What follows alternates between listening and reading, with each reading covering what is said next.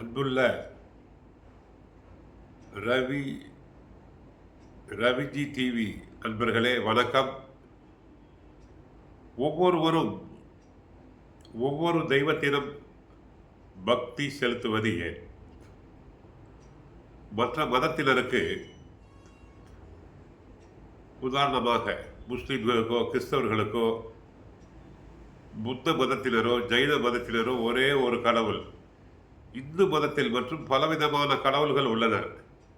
ஏன் என்று நாம் தற்போது பார்க்கலாம்.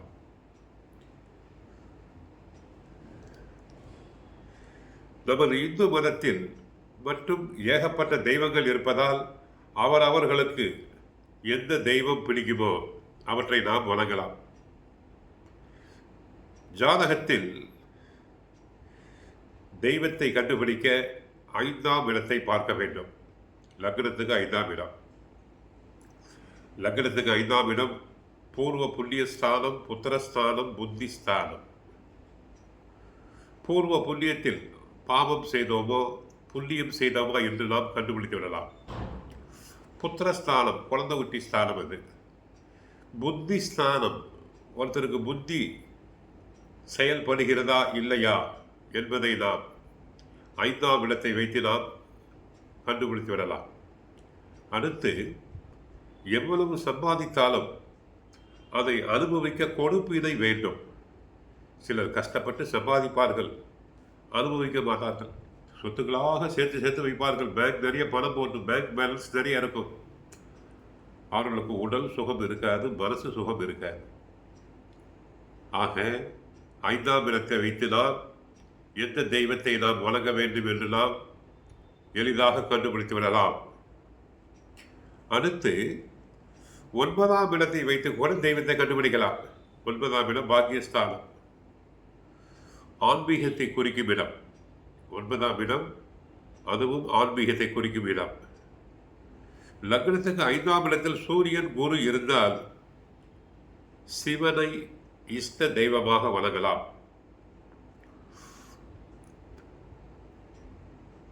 சூரியன், அதாவது பெரும்பாலும் சிம்ம ராசியினருக்கு கடவுள் சூரியனும் சிவன். சூரியனுக்கான கடவுள் சிவன். லக்னத்துக்கு 5இல் சூரியன் குரு இருந்தால் சிவபெருமானை வணங்கலாம்.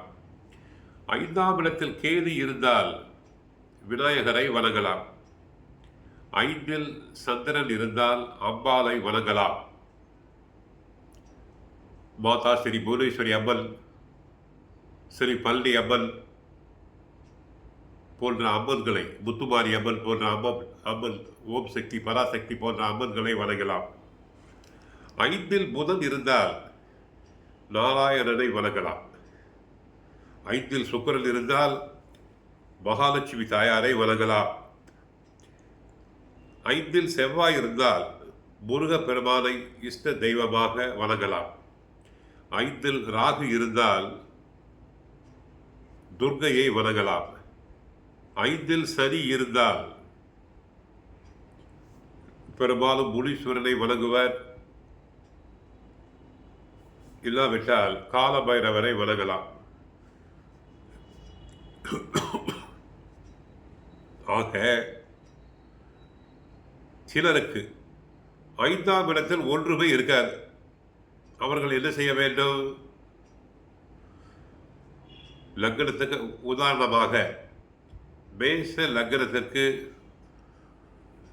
5ஆம் இடம் சிம்ம ராசி. சிம்ம ராசியில் எந்த கிரகங்களும் இல்லை. இருந்தாலும் என்ன செய்யலாம்? அந்த வீட்டுக்கு அதிபதி யார்? சூரியன். சூரியனுக்காக நாம் சிவபெருமானை வணங்கலாம். அரசு உத்தியோகம் தேவைப்படுபவர்கள் ஒவ்வொரு ஞாயிற்றுக்கிழமையும் நவகிரகத்தை வலம் சுற்றி வந்து நவகிரகத்தில் உள்ள சூரிய பகவானுக்கு ஒரு நெய் தீபம், சிவபெருமானுக்கு ஒரு நெய் தீபம் ஏற்றலாம். ஆக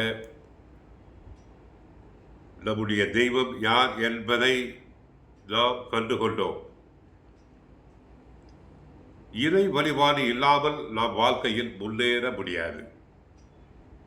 ஆலயம் தொழுதல் சாலமும் நன்று.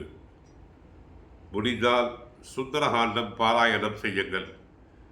இருக்கின்ற அனைத்து பிரச்சனைகளும் தீர சுந்தரகாண்டம் சர்வ ரோக நிவாரணி. சுந்தரகாண்டம் பாராயணம் செய்யலாம்.